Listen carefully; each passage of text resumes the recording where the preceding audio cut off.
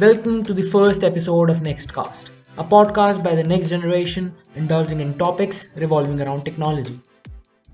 So, hi guests, my name is Samar Jain. I'm your host here at Nextcast.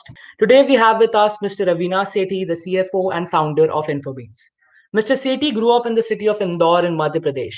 He pursued electrical engineering from SGSITS College at Devi Ahilya Vishwavidyalaya.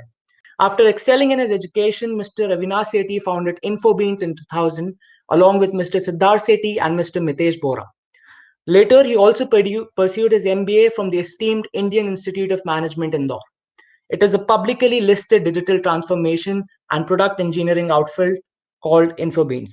They lead a team of professionals spread across Europe, USA, and the entire Asia, passionate towards creating a wow in whatever they do. He also co founded and grew many more startups in the field of information technology, setting an example for young minds making their way into the world of IT. We are, we are very thankful to you, sir, and I hope you have a great time here. Pleasure is entirely mine, Samarth.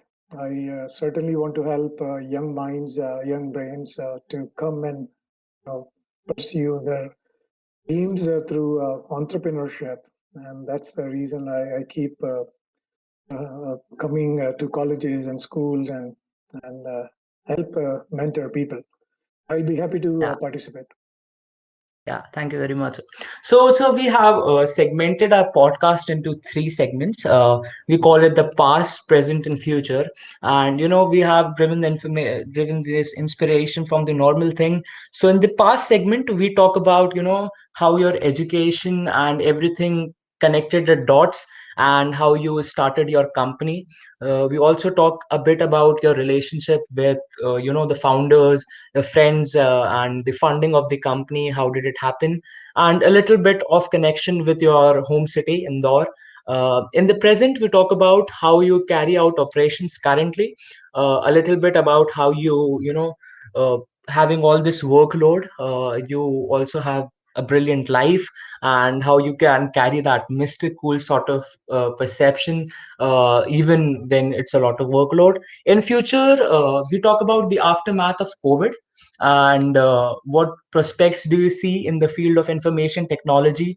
And as you're the CFO of the company, we would also like to talk about a little bit about the stock market and how how the Indian economy is growing, and as you are operating in such diverse countries, what are the prospects? Sure, I'm all excited. Yeah, thank you. So, our first question in the past series is that going through your education, you were not really into computers and computer science. So, how did you discover your love for information technology, not having it as one of the fields in education, and what really inspired you that you started a company into it? Very good question, Samarth. I think when you learn engineering, you typically are exposed to multiple subjects. And in the first year, we had this software programming through Fortran as a language. Fortran is certainly Greek and Latin to people today, but you can think of it is a C++ kind of a language, uh, Yeah. or Java kind of a language in today's context. So that was one of Okay. the one of the subjects we had in the first year. So we were exposed to computers, we were exposed to machines, we were exposed to civil engineering, we were exposed to electrical, which is my core subject, and then we were exposed to electronics as well. Now Yeah. that is where when we realized, when I looked at my first year numbers, I was scoring highest numbers in computers and lowest in engineering design. And that's Okay. when I realized that I'm not obviously a design person, but I'm more of a programming or a logical person who would like to code. So that was my first introduction. And by the end of final year, we actually did a project where we combined computer science and power electronics and created some kind of a project where we could do analysis of breakdowns of electrical systems using power electronics and software. So Okay. that project got us into TCS, I mean, got me into TCS, and that's how my journey into IT happened at that point in time. Um, Yeah. yeah, I mean, if you really want to know more about my love for Indore, I would say I'm Pakka Indori. I'm crazy about Indore. And there are multiple reasons behind that. I've been into right after, like when I joined TCS, I was in Mumbai. Then Okay. I came back to Indore, I joined a small company here, and then went to US. US, I worked in Intel, and then I left US, came back to Indore. When I co-founded Infobeans along with Siddharth and Mitesh in 2000, Yeah. Yeah. uh, I went to UK to set up an office there in 2001. Then came back Yeah. to Indore. Then I went to Pune to set up an office for Infobeans in Pune. Then came back again, my MBA from Indore, Yeah. and then went back to Pune again, expand the business. Further, I came back again. So with all these movements, US, UK, Pune, I think there was one Bangalore stint as well in between. Uh, Yeah. so, the city pulls me back. The reason is because, I have Indore deep in my heart. My family, my parents, my kids, my childhood friends, my school, college friends, all of those are here. So every time I go out, I, really miss them. And, needless to say, the Sarafa and the Chappan, you Yeah. can't, and Indori always lives in, like an Indori. Even if you are in the US, you will carry a packet of Same and Jiravan with you. Yeah. So, That's very signature. Yeah. yeah, yeah. So I think that is what brought me here back. And then I think when I look back in hindsight, it was actually a good decision to set up in Indore because uh, the quality of life, the city itself, the weather that the city provides. Plus, you don't have to commute like large, large cities like Bangalore or New York or Bombay. You don't have to, wait in queue even if you want to go for a restaurant on a weekend. So the life is pretty easy, pretty comfortable, and obviously very, very warm in terms of relationships. So I, Yeah. I enjoy my time here. That's great. And And if I, yeah, please go ahead. I was saying also, when the Crystal IT Park came and all these developments happening, I think Indore is also developing as a whole IT sector. No doubt about it. If you look at it, every large company wants to set up offices in tier two, tier three cities, and Indore has been a significant beneficiary of it. With this cleanliness, cleanest city tag, Indore is poised to grow exponentially. Yeah. Uh, Moving on, my second question to you was, as you started your company, really young, when you were 25 or 26, having not a lot of experience, I think an experience of 4 years or so. How do you dealt with time management at that time? It's a really transforming phase. You have certain pressures from your family. You also have a little bit of pressure on the financial side, and at the same time not doing a job and actually starting a company. How did you dealt with time management and pressure management? I think time was on our side. We had all the time in the world. Uh, there was no issue of time management. The issue definitely was, you know, uh, standing out in the crowd and defending your dream against the traditional mindset. So Yeah. my friends, my colleagues, my family members, my relatives, my parents, they were all thinking that I'm stupid. I've gone bonkers. Who lives who in their sane mind leaves a company like Intel, lives a country like US, leaves luxuries of the world, of the Western world, and comes back to Indore where IT is nothing. No, nobody knows that what software Yeah. is. Uh, and Typically, CDs are the software CDs where we're selling for rupees 50 rupees each. Microsoft Windows, Microsoft Office. You could see any software selling for 50 rupees, and people will wonder as to who would pay for software? Yeah. So that was the mindset that one has to fight. And any of you, I am really impressed by the young lads that you are and the entrepreneurship that you're showing. This is again, sailing against the tide. And Huh. this is an important attribute that an entrepreneur must possess. If you are in love with your idea, if you are passionate about your idea, just go ahead and execute. No matter what people in your inner circle, what people in your outer circle, what people around you, neighbors, friends, colleagues, whatever they're saying, doesn't matter. Yeah. For the simple reason is that they have no idea of what you have in your mind. They have no idea what you're, driving. What is your driving force? So they would not be able to understand, and there's no point explaining and wasting your energy there.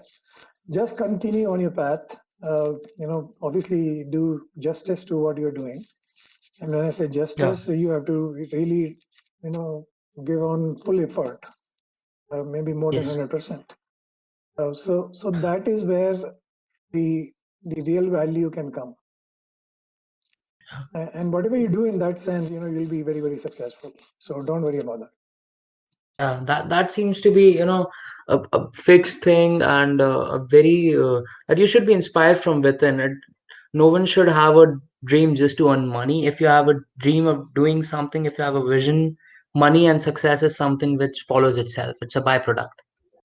Definitely, and it is easy to say. I mean, I would be very honest in saying that I started with a very money-minded objective, and Yeah. and not only me. I mean, that's how. That was one of the triggers. So the simple Yeah. mathematic is that if Intel is paying me or my company, I was a contractor at Intel. So whatever Intel is paying to my company, and what Yeah. I'm getting is probably half of that. So if Yeah. I'm capable of delivering and earning for my company, I can do it for myself as well. So that confidence plus some calculated risk, So I had Yes. a valid H-1B visa. I said, okay, fine, I can give 1 year and see if it works. If it doesn't, I'll go back. I will have my job. At that point in time, Java was the latest technology. So I certified myself as a Java developer. So I knew Okay. that, if I go back, I'll get a job because I'm a certified developer in the latest technology out there, and there are not many people out there. So Okay. that was the backup plan. But the risk was that okay, I will take 1 year. We'll jump in and see if we can do this. I was lucky that I have my childhood friends with me to support this, and we all put together $3,000 each in Okay. 99, end of 99. And Uh, 2000, I came back. End of 99, I came back to Indore, and 2000 we started this company. So that was a calculated risk, as I said, but crazy idea in the minds of people around me in Indore. But I yeah. knew that I have to give it a try.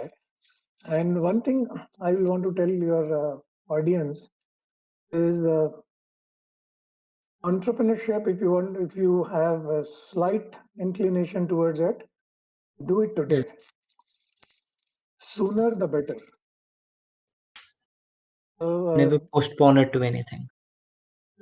you don't need anything. You honestly don't need anything. I mean, in the age that you are living, you are blessed to have everything available to you in a way that you can start your business on a mobile phone itself. You Yes. don't need anything beyond that. In our days, getting an internet connection was a nightmare, and the speed was another nightmare. So we used to, stay late so that we get a better speed. We used to plan things in a way that we could download, let's say, 100 MB of file in a way that we put it in the night and get it back in the morning, and know that okay, 99 MB is downloaded. So that was the kind of challenges, infrastructure challenges, resource challenges, all of those things that we had to face. Today, there's so many apps and tools and technologies available. The phone itself is such a powerful computer that we used to probably can't even afford that kind of computer at that point in time. So Yeah. so I think it is extremely conducive for anybody to start a business today, and Yes. you must in your life get that experience. I'm Yeah. in my 21 years of entrepreneurship, I would say is an extremely fulfilling and extremely powerful journey, a powerful coach where you challenge yourself every day and you learn so much that you can't even imagine. The self-exploration journey, teaches a lot.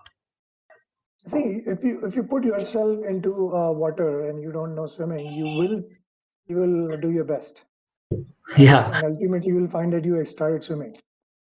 Yes. But if you are outside of the water, you can't even imagine swimming, right? Yeah. So you have to put yourself into the water.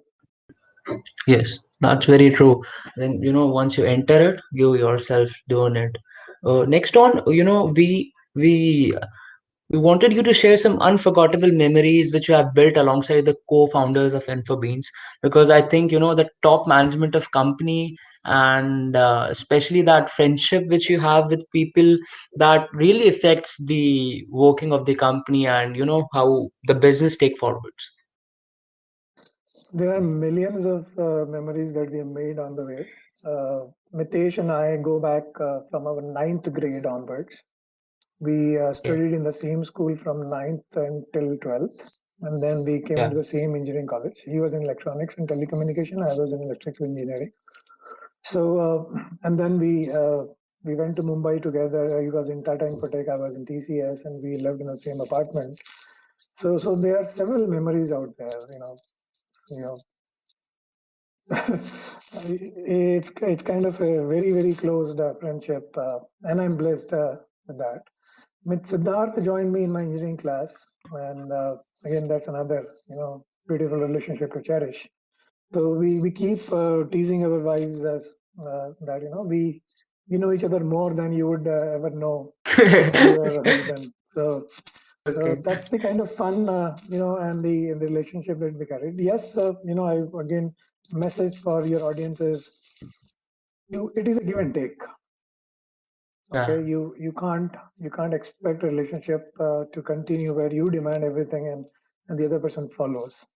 It is a Yes. it is a game that you have to play both, and you have to play equally well. You have to respect the other person. You have to take care of his needs, and you also have to be assertive where you can't just be followers. You can't be see if they're in a partnership, everybody has to chip in equally well. Yeah. The interesting part that has actually kept us glued together is the three different personalities. I would be more unplanned, more adventurous, more maybe cool kind of a person. Mitesh is more perfectionist, more planned, more process oriented. Siddharth Okay. is more, I would say, intelligent or more quick in decision making, or maybe more what's a marketing oriented kind of a person. So Okay. this combination, if you look at it, the business needs all of those, and since it is a different personality in different proportions, we it worked out well. It one so each one of us was balancing the other two, and it so happened that our give and take relationship became a very symbiotic relationship, and we now our families are equally good friends, our kids are equally good friends. So that has been I would say the most cherishable outcome of this journey. Yeah. And that's, of course, relationship and work is a different thing, but when you have such a good friendship, it actually reflects back in your work. It increases your success because the coordination level going at top management is really well. Definitely. Yeah. Moving on, now we would like to switch into the present, and here is the point where we would, like to talk about the company, and not about the development stage, but about how you go about, sustaining your work-life balance. So my first question to you is, when I went through the website, I found very, very interesting and inspiring projects. One project was related to Royal Caribbean, which is it's a great cruise line, and you decrease the boarding time of it. How do you go about inspiring, and what really is the mindset when you talk about engineering outfits? I think one of the common philosophy that we carry is we have to create wow, Yeah. and it is not a rocket science if you look at it. I think it is a simple mindset that whatever I'm doing, I want to do justice to it. I should also look into the my customer's mind, understand what are their needs, and try and go beyond what they're asking. Yeah. So very simple, mechanisms that we have put in place, where we go about with our customers as a partner. We understand their business from their perspective, and try and use various technological tools available to serve them. So Royal Caribbean example is a classic example where they had challenges where the onboarding time was pretty long, and everybody who is boarding the ship, they have to stand in a queue because they can't have so many staff checking the passport and the person and this and that.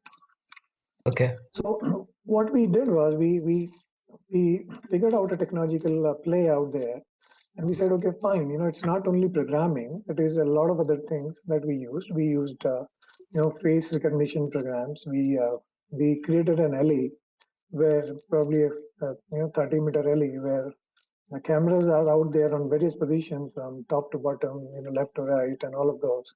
The person has to Okay. just simply walk into it. And his face Okay. recognition will happen, the identification will happen, and the passport and the photo ID will all map by the person by the time the person walks out of the alley. And this Okay. becomes a very simple onboarding mechanism without the passengers having to wait, and therefore this created a delight because they never thought of that as a solution. So since we are in technology, we know what all technologies can be possible, and rather than automating a lot of those things using the traditional process, we said, okay, fine, let's go beyond a step and create this face recognition LE, which is a very unique solution to address this problem. So Yeah. there are many ways, like, I mean, I can give you a very simple example which a lot of us can relate to, and very simple to understand also. Um, there's a company chauffeur in in Infomeans, and one day I showed my car to him, saying that there's an oil leakage coming in from my car. Uh, Yeah. why don't you get it checked? So he went, and after an hour or so, he came back. He said, since it's already 4 p.m., I didn't give the car to service today, but here are the options. First one is there's oil leakage. You can we'll have to open the tank and drain it out and then weld it. So it's a permanent solution. The other temporary solution is where you just have to put the car out there and they'll drain out the oil and put an MC lid because it's a very tiny hole. This is the second Okay. option. It will take, let's say, 2 hours. The first one will take, let's say, 6 hours. Then there was another problem in the car, which was a little problem that I thought, which I witnessed, and I just got it fixed. And by the way, if you give the car next day to me, because I come early, I'll get to the garage. I'll need for 6 hours for the building, and I'll get the Okay. other thing fixed as well, which I'm witnessing today. So it will also take Yeah. time. Now look at this. I just asked for one problem to be fixed. And Yes. he gave me a full bouquet of solutions. One is, there are two options, a short-term solution and a long-term solution. Yeah. Obviously, the time required is also different. Yeah. Third, he said, there's one more thing that I got fixed, Okay. which which I was facing as a problem. Yeah. So this is the same thing that we want everybody to take up.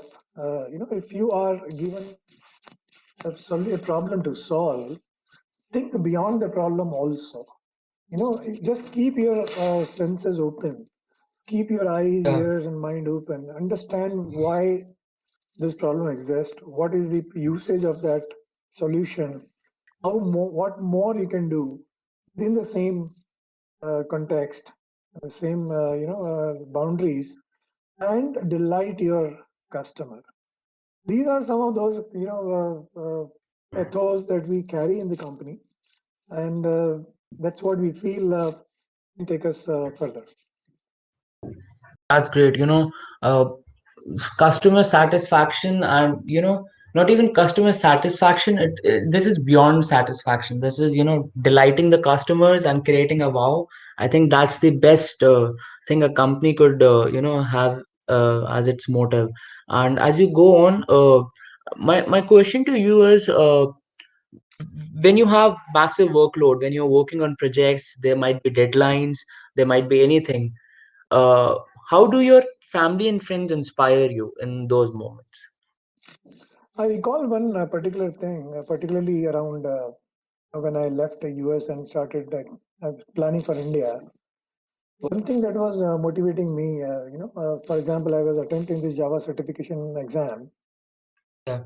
and obviously it needs some kind of discipline to continue with your job, and on a weekend or late night you have to study for, because I never knew Java before that. It was a new technology, so to learn and to attempt for an exam in a short duration, I had to push myself, bring that discipline, and also have a higher goal in mind. So one higher goal that I had was this entrepreneurship Kakira. So I said, I'll have to, in order to take that risk, in order to plunge into entrepreneurship and take that risk, I need to, attempt this exam within a month, and I have to clear this with flying colors. So, Yeah. so what I'm doing, who I'm doing it for, right? So obviously, one is I'm doing it for myself. Second is I'm doing it for my family. Third is, I have my parents out there, my friends out there. So I kind of focus my energies in terms of doing it for them. Additionally, myself as well. So there are multiple motivations that I have to imagine in order to focus my energies in the right direction. In order for business, I think I I was very candid in saying that we started with a money-minded approach, and we Yeah. wanted to earn more than what our jobs can provide. But at the same time, we were very clear and very aware that it takes a lot of blood and sweat in order to create a business. And the first 10 years, when I was comparing my colleagues who were from G's ITS, who were from the same branch, who were working in the US at the same time when I was working, and now I come back, but they're still there and they're earning much better than I was earning. And they were planning to, they already bought, Mercedes and BMWs. Already they were looking at, buying an apartment, and in India, when you compare, you obviously were not there. We are still Okay. 100 people company. You are still growing. You are still making decent money. Enough for what you can survive in India. We were Yeah. probably getting. I think the first 10 years we were probably getting. I started with 5,000 rupees as a salary, and then in the first 10 years, the 10th year was probably 12,000 rupees. That's the kind of poor growth that we had in the first 10 years. But Okay. we were very clear that we are building something of meaning. Not only money that we saw as a company which is making profits, but we realized that we are actually helping people learn new technologies, helping people grow, and we started witnessing people who joined us right after the college. How they are growing, how they are able to use the employment and grow their own family, they grow in their own life. And that Yes. started to become a bigger purpose for us. That started to become a lot of motivation for us that yes, we're not alone in this value creation process. We are actually creating a meaningful employment for our team. We are creating an ecosystem in a city like Indore. They are, obviously uh, paying well, so their families are happy, and ultimately we are contributing to the nation. So I think all of Yeah. these bigger purposes started to take over, our objective, and this becomes a huge motivation moving forward. So, in post IPO, what we are saying is we have to grow faster. We have to grow aggressively. At the same time, we need to ensure that we can sustain that growth. We don't want to go insane in growing the business. We want to be growing at a pace that we can support, we can sustain, and at the same Yeah. time, since we promote all the homegrown leadership, all our leaders are homegrown. They've been with us Yes. for over decades, and we know their journey. They joined us as a fresher, now they're directors, uh, and I think that gives a lot of motivation, a lot of power to continue on that path and continue on staying focused without losing it. So I think that becomes a much larger motivation for anybody.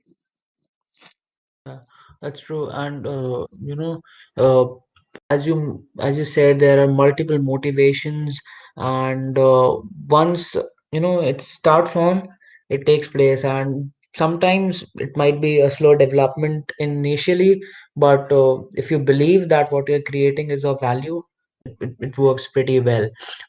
My question to you next is, apart from all this hard work, working, what are some of the recreational activities which actually developed you personally? It might be reading, it might be something else, something which has contributed a lot to your personal development and has a good amount of time in your daily routine. I am extremely thankful to one of my friend in TCS when I moved to Mumbai. He gave me a book called as How to Win Friends and Influence People by Dale Yeah. Carnegie. Yes, that's a Uh, very this is, and I was like probably 21-year-old, uh, a 21, 22-year-old engineer, and I never read that kind of a book or self-help book prior to that. And this was one of my, I would say, turning point in a sense that I got hooked to reading. I used to travel from Borivali to Cuff Parade. It was 2 hour one way. And I yeah. used to start reading. I read in local, in Mumbai local. One hand on the railing and one hand on the book. And Okay. so, otherwise, if you don't occupy yourself, there's so much negativity around you. I mean, you're crammed like, you say, I don't want to even use the word. You are crammed so badly in locals, and we are Yes. bearing all kind of weather. It's hot, humid, smelling, all kinds of things. But Yeah. during that time, I just caught this bug of reading, and that probably was one of the most, I would say, productive hobby or habit that I created. And since then, I'm continue to be a reader. I would say continue on my journey on reading self-help books.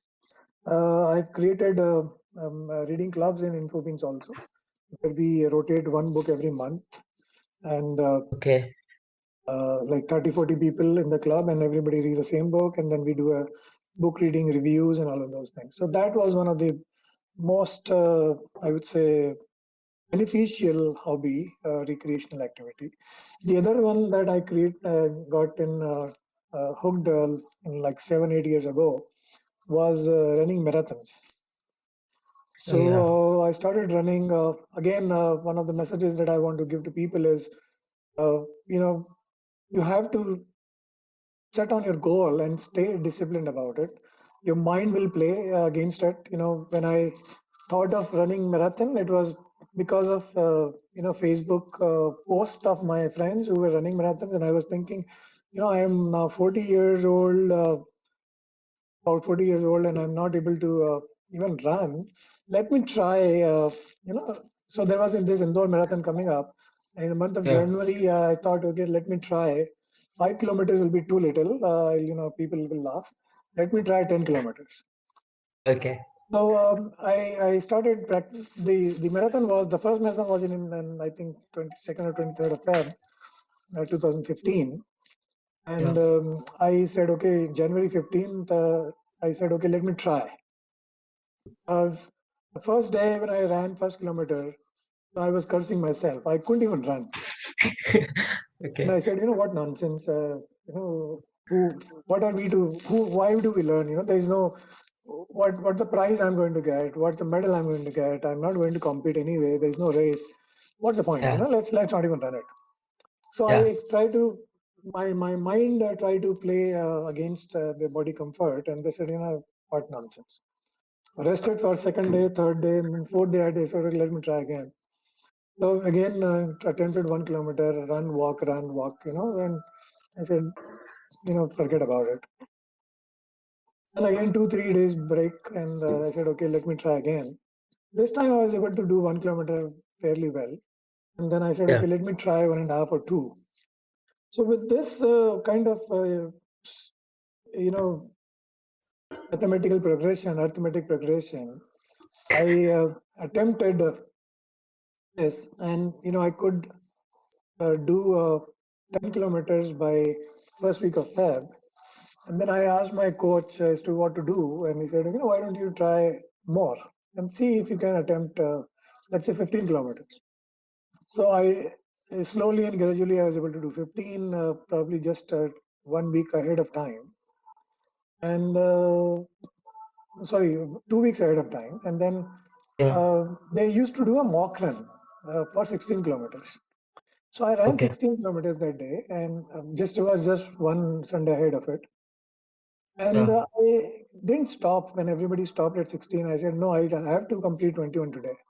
And, limping and crawling, I just did 21 that day, 1 week ahead of time. And, That's when I great. look back, I'm totally amazed at myself as to so somebody who was a month ago, he was not able to even think of 21 kilometers, just coming on the field and beating your own mind at its own game. I was able to do 21 ahead of time. And that gave me enough, discipline, power, motivation. And I realized that, your body is a slave of your mind. Yeah. And if you can, run it the way you choose, it will support. The funny thing about marathons is that, every time you run, the first 5 kilometers is a lot of trouble.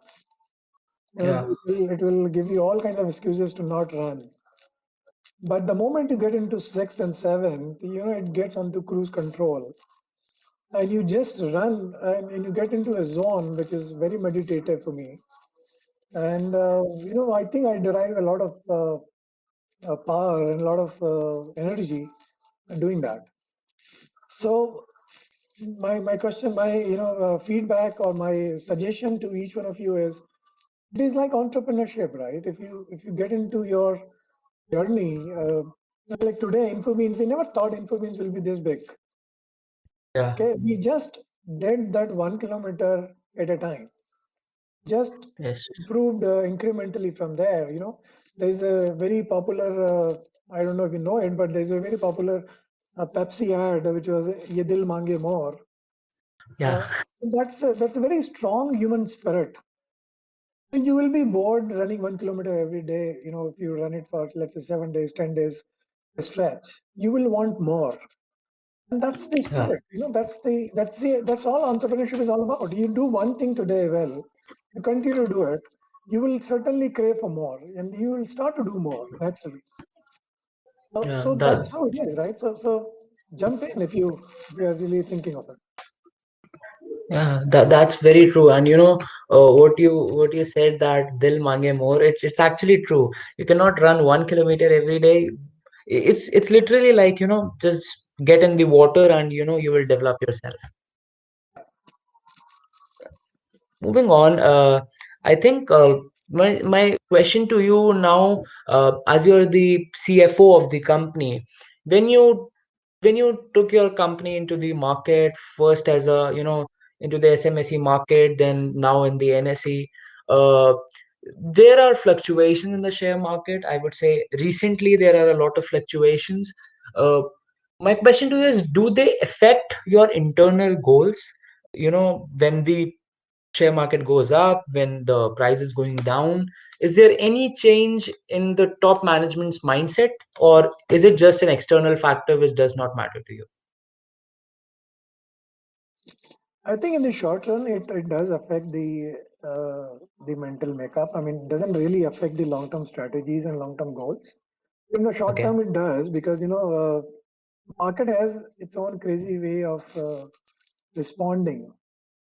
Yeah. For example, if we come out with good quarterly results, it's a natural expectation that the market will reward, Yeah. but it doesn't happen. Market has their own ways of means of judging the business, and they typically value consistency rather than an outperformance once in a while. So they will probably like, I would say, Rahul Dravid of the time of, if I were to draw an analogy, they'll like Rahul Dravid more than Virendra Sehwag. Okay. So I think, and it's a learning process. It's a what I see is the market knows us only for last 3.5 years. Yeah. But we know our business for more than 21 years, so we know what is good for it, what is bad for it. We don't really Yeah. get affected, and our mindset or our strategies or business goals doesn't really change as per the market, whims and fancies. But emotionally, it kinds of feels like, if you're performing so well, why is the market not recognizing it? Or if you're if one quarter goes bad, why they start to overreact? Okay. So I think we have gotten over with it. It's like more than 3.5 years now. So Yeah. those, I would say the impact is much lesser now. Okay. And do you think, as you are the CFO, sometimes uh, it might be more on you rather than others, because you are the one looking over all the finance side. So recently we had our budget, and once this lockdown has opened, I see there are a lot of changes happening in our country, also in the States, Europe, wherever you operate. Looking at the liberalization, looking at the economy of India, and not only India, to all the places where you operate, what do you think are the future prospects of IT, or any of these sector which you think will grow up like anything after this whole COVID thing has happened? So yeah, I am answerable to the investor community. I do quarterly calls and do an investor con call where we speak to them, Yeah. and I have to explain to them as to what went wrong, what are we thinking now, and so on and so on. So yes, all of those handling is definitely tough, and investors can ask anything, right? So Yeah. they can declare anything as failure, they can declare anything as success, and they can choose whatever they want to talk about. So that's tough. But Yeah. when we stay on our course, when we have a very stated, clear goal, which is part of our founder's vision, a lot of things, are guided and easy to reflect upon. Yeah. I do see IT. I think COVID was a tough time. We were also worried that we'd probably lose our business, maybe at least 10-15% this year. But Okay. thankfully, the bounce back has been pretty strong, and we probably will recover the imaging losses that we thought uh, Yeah. in terms of revenue, in terms of profits. Looking at the global scenario, definitely IT is in for much faster growth and a much higher demand.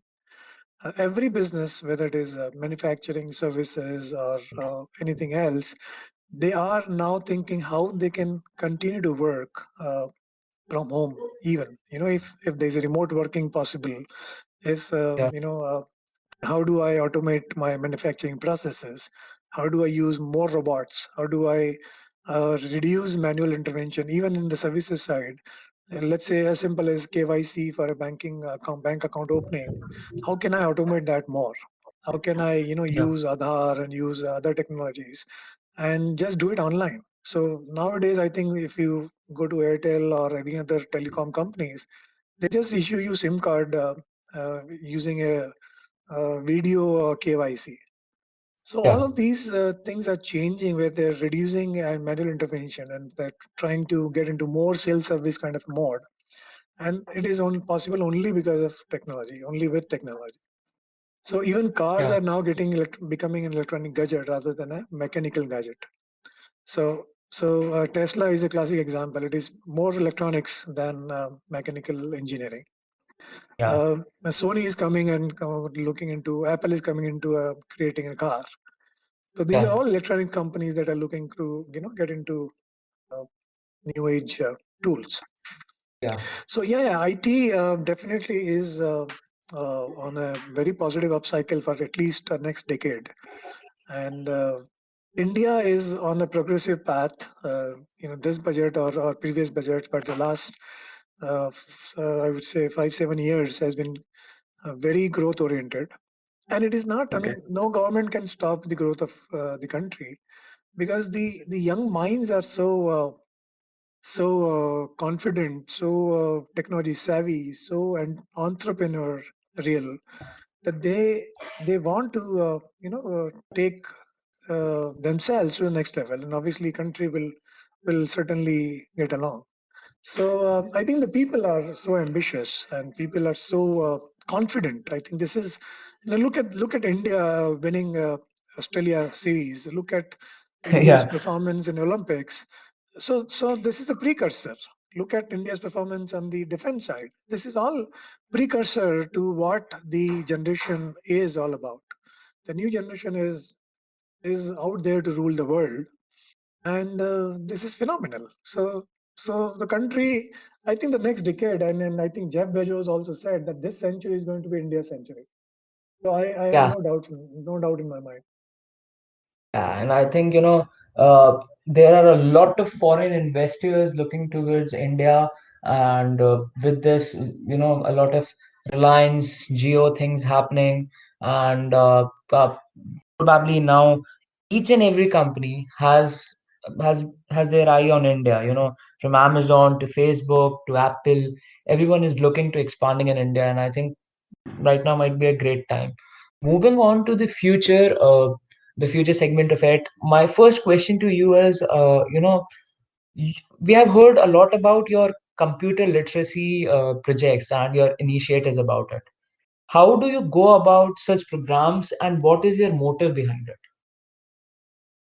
So when we opted for CSR, we opted for things that we know, and Yeah. try to make difference in that space using our own knowledge. So that's how we thought of figuring out. And it's also from our own experience. We have several people in the company who have upgraded from being an office boy to either an IT networking person or to a admin head, uh, to Okay. uh, to office admin head. We had one chauffeur who we found that he's extremely honest. That first example that I gave was of the same person. This Okay. person, when we saw he is very efficient and very honest, we promoted him from chauffeur role to a procurement person role in the company. Okay. And since then, he has obviously his salary has been doubled. Is now working in the office environment. He doesn't have to really toil hard on the roads. and Yeah. he's also progressing in his own career. With that Yes. thing in mind, we said, why not we enable these people who are on the ground, who are either a driver, a car driver, or a small grocer, or a housewife, or somebody who, with the use of technology, can upgrade their livelihood slightly better. So, Okay. with that thought, we started out on programming, on programs like Tally, like English language, like usage of mobile. So elderly people don't know how to, click pictures or scan pictures or send pictures over WhatsApp. Even car driver, if they know how to use WhatsApp, they can actually be a much more valuable to the employer, because Yes. now the person can go out and click pictures. The owner can decide rather than going to go for shopping themselves. This Yeah. saves time, and obviously can that person can command a better salary. So things as simple as just using mobile phone well, messaging, email, WhatsApp, uh, all of that. Uh, so we've seen that people are getting positively benefited.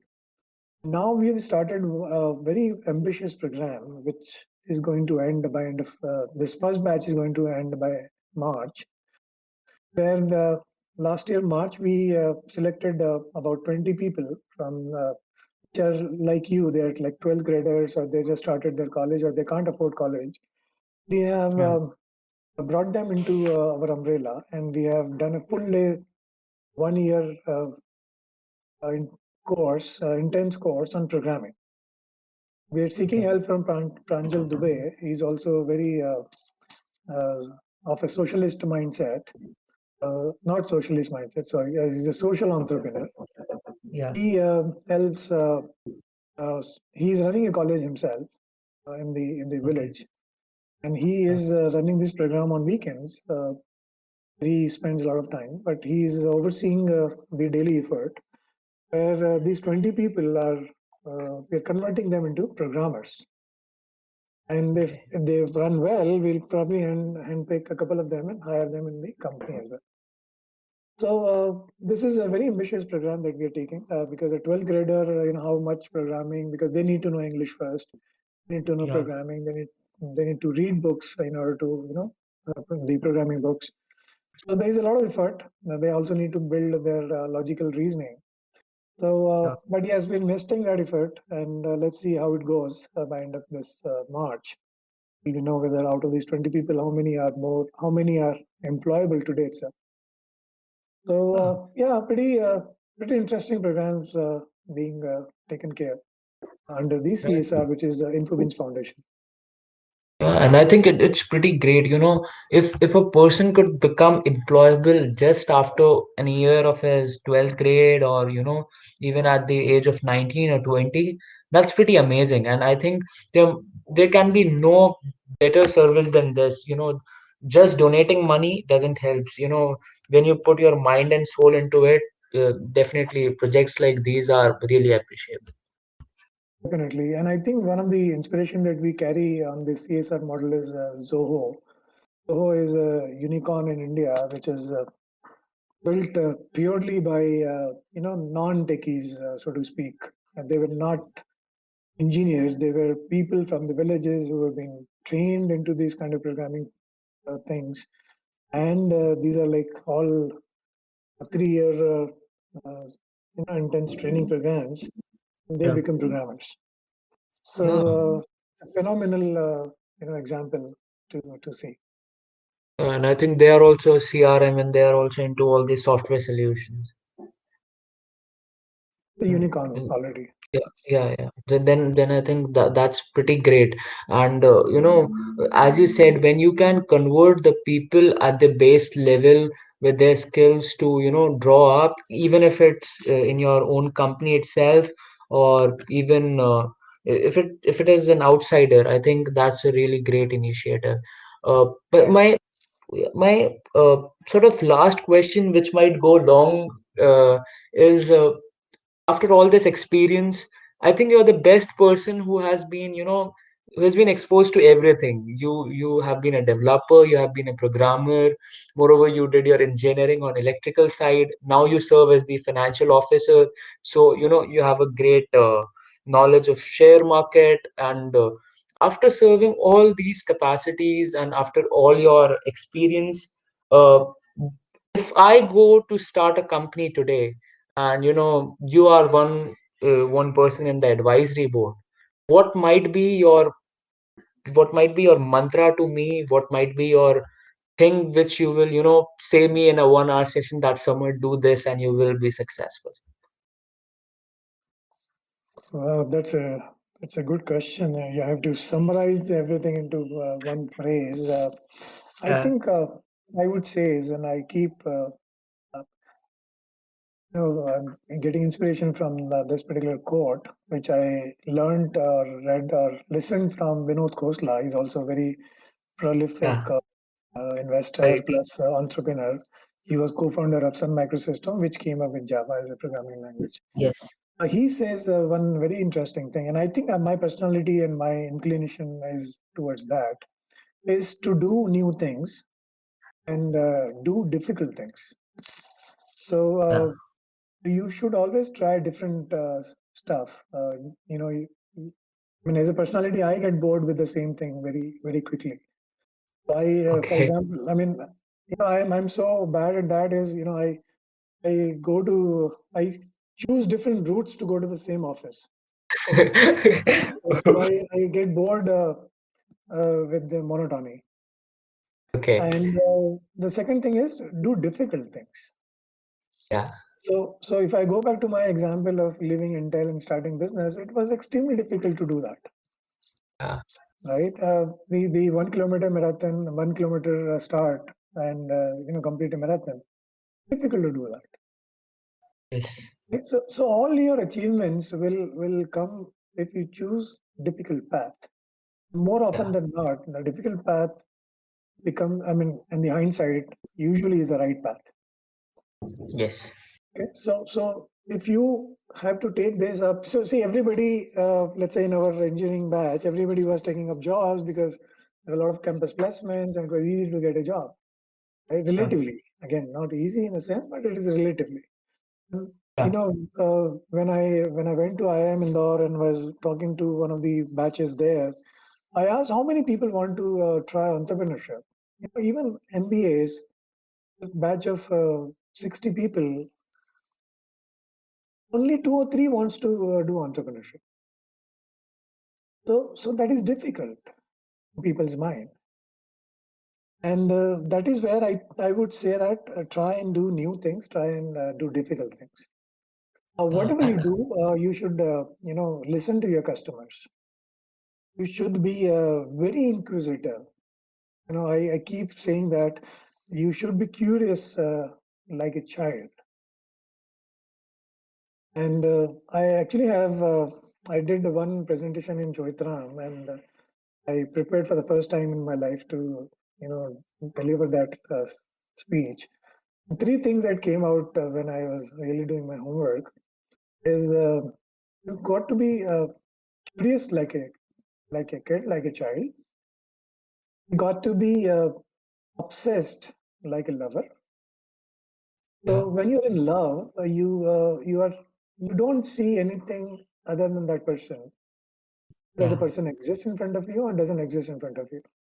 Your dreams, in your mind, in your thoughts, in your actions, you're focused only towards that person, and you are smiling, you are laughing, you're just in your own zone. People outside are laughing and saying that you are crazy, you are gone mad. That is the obsession for entrepreneurship that should be there. That's the single-mindedness that needs to be there.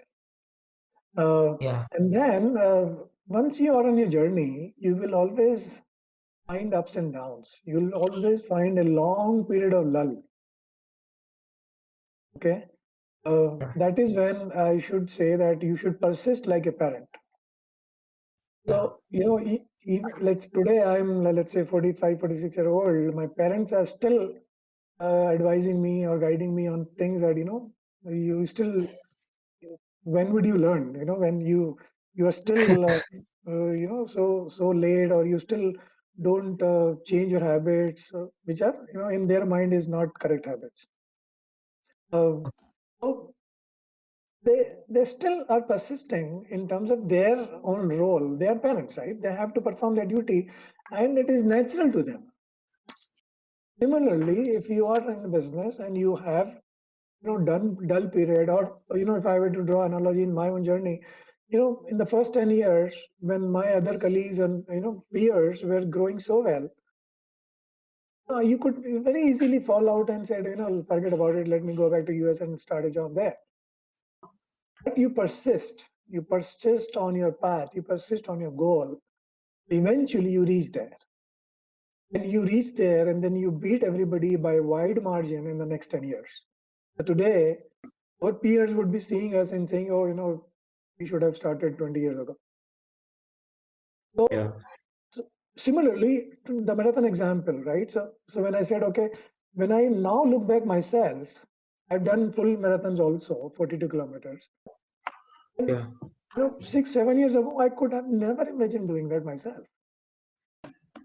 But I persisted. I bet that I beat that first 5 kilometer wall, that hurdle, that mental hurdle, and persisted beyond that.